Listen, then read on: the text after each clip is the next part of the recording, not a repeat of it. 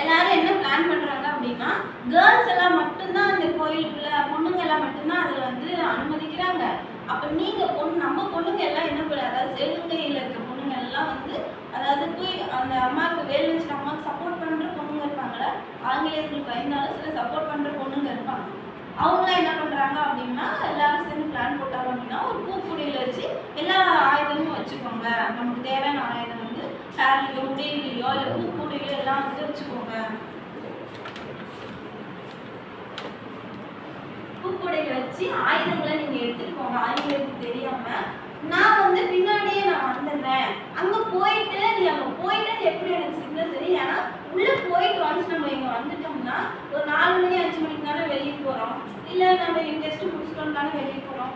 அதே மாதிரிதான் அங்கேயும் கோயிலுக்குள்ள போயிட்டாங்கன்னா ஆங்கிலேயர்கள் எப்ப நினைக்கிறாங்களோ, ஏன்னா அந்த ஆட்சிக்குள்ள ஆங்கிலேயர் ஆட்சி, அவங்க எப்ப நினைக்கிறாங்களோ அப்பதான் நம்ம வெளியே வர முடியும்.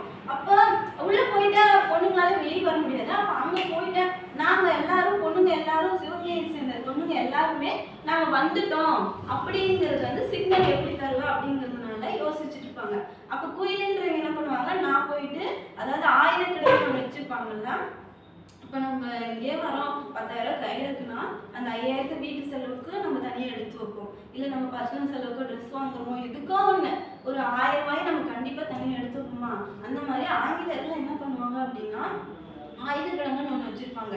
நிறைய பொருள் சேமிச்சு வச்சுட்டு அந்த சேமிச்சதுல இருந்து தான் இப்போ ஒன்று கொள்ளணுமா, உங்க நாட்டை நான் கொள்ளணுமா, அதுல இருந்து பர்டிகுலர் ஃபீஸ், அதாவது அந்த பீரங்கில இருந்து அது அந்த என்னது கன், அதுல இருந்து எல்லாமே என்ன பண்ணுவாங்க பாட்டு பாட்டா எடுத்துட்டு போவாங்க. ஆனா மொத்த இடமே எங்கதான் இருக்கு, அந்த கோயிலுக்குள்ளதானே பதுங்கி இருக்கு. அவங்க தயாரிக்கிற இடமே எங்கதான் இருக்கு.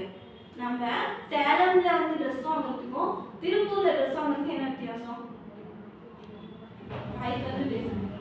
நம்ம இங்க ஒரு ட்ரெஸ் வாங்குறோம், இதே மெட்டீரியல் இதே ட்ரெஸ் நம்ம போட்டிருக்காங்க, இதே ட்ரெஸ் சேலம்ல விற்கிறாங்க, இதே திருப்பூர்லயும் விற்கிறாங்க. இதுக்கு அதுக்கு என்ன டிஃப்ரெண்ட்?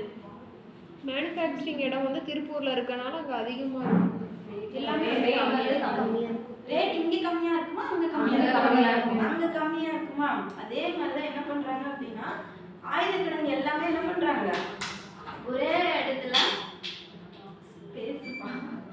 ஒரே இடத்துல சேர்த்து வைக்கிறாங்களா. அந்த சேர்த்து வச்ச இடத்துலதான் என்ன பண்றாங்க ஒவ்வொன்னா மேனுஃபேக்சரிங் இடத்தையே நம்ம அழிச்சிட்டோம்னா அப்புறம் எப்படி அவங்க வந்து கொடுப்பாங்க. திருப்பூர்ல அதுல ஃபுல்லா ட்ரெஸ் கடை எல்லாத்தையுமே நம்ம எடுத்து நம்ம சீலே வச்சிட்டோம். அந்த எல்லாமே அந்த சேலத்துக்கு தான் வந்து பொருந்தும், நீங்க வந்து எதுவுமே மேனுஃபேக்சரிங் பண்ணாதீங்க, நான் சேலத்துல இருந்தே பண்ணிக்கிறேன் அப்படின்னு அந்த இடம்